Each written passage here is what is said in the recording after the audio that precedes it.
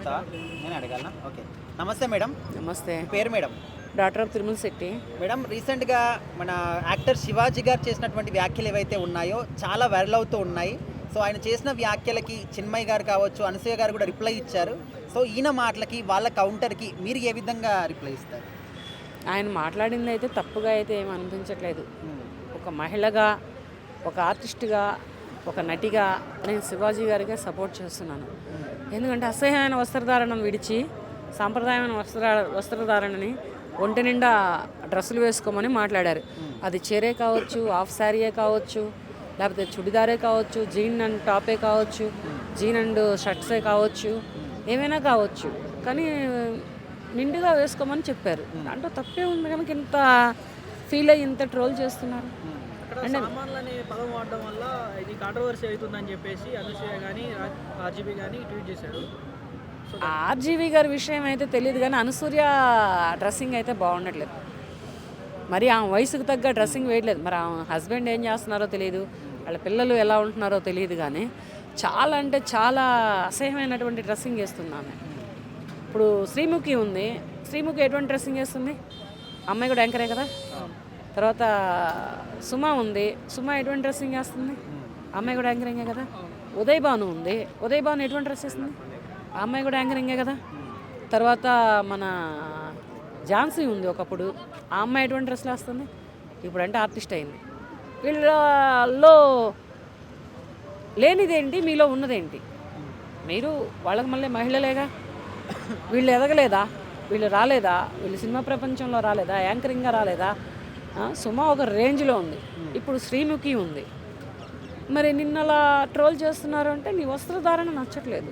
అంటే మాకు ఇష్టమైన బట్టలు మేము వేసుకునే స్వేచ్ఛ కూడా మాకు లేదా, ఇది మా బాడీ మా ఇష్టం అనే విధంగా కూడా అంటూ ఉన్నారు. నీ బాడీ నీ ఇష్టమైతే నీకు ఇష్టమైన బట్టలు నీ ఇంటి వరకే పరిమితం, పబ్లిక్లోకి పరిమితం కాదు కదా.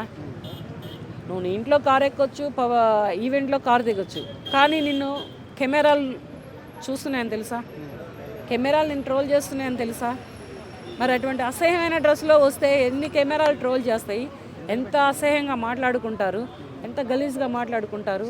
మీలాంటి మహిళలను చూస్తున్నటువంటి ఇప్పుడు ఉన్నటువంటి పురుష యువత ఎటువంటి డ్రగ్స్కి అలవాటు పడుతున్నారు. ఆ డ్రగ్స్ మైకంలో 6 ఏళ్ళ అమ్మాయి దగ్గర నుంచి 60 ఏళ్ళ ముసలివాళ్ళ వరకు ఎటువంటి హత్యలు హత్యాచారాలు చేస్తున్నారు. ఇవన్నీ గుర్తుకురావా?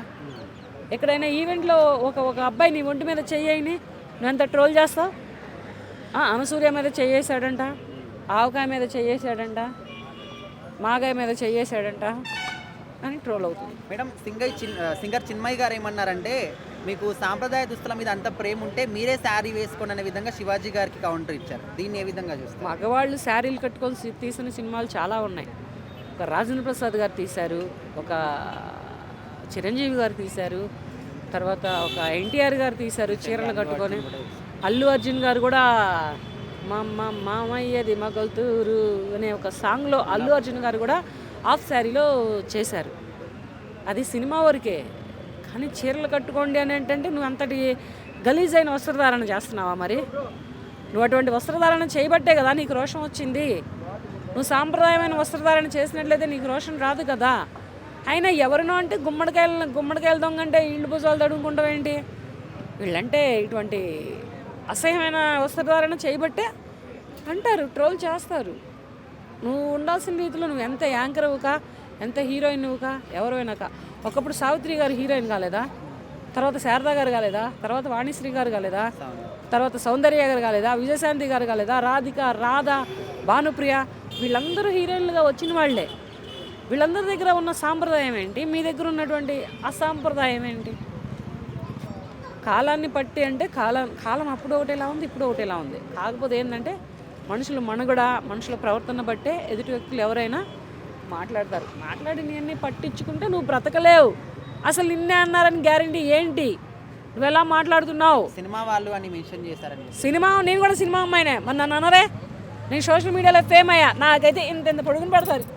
నేను పట్టించుకోను. కామెంట్ లేదు, పచ్చిగా వస్తాయి, పట్టించుకోను.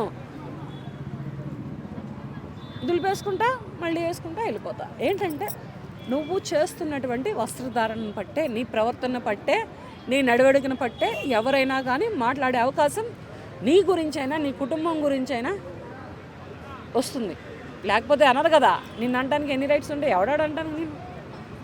ఒక పురుషుడు కానీ ఒక మహిళ కానీ నిన్ను అనింది అంటే నీ డ్రెస్సింగ్ స్టైల్, నీ బిహేవియర్, నీ ప్రవర్తన బట్టి అంటారు. ఇవన్నీ మరిచిపోయి మమ్మల్ని అన్నారా, మిమ్మల్ని మీ పేరు పెట్టి అన్నారా? ఇప్పుడు ఒక అనసూర్య గురించి నేను మాట్లాడాను, ఇంకొక చిన్మయ్య అంటే అమ్మాయి గురించి యాంకర్ మాట్లాడాడు. ఇలా పలానా అనసూర్య అని పలానా చిన్మయ్య అని ఎవరైనా అన్నారా? అన్నప్పుడు మీకెందుకు వస్తుంది? మిమ్మల్ని ఏళ్ళు పెట్టి చూపించారా? మీ ఇంటికి వచ్చి కెమెరాలు పెట్టి ట్రోల్ చేశారా?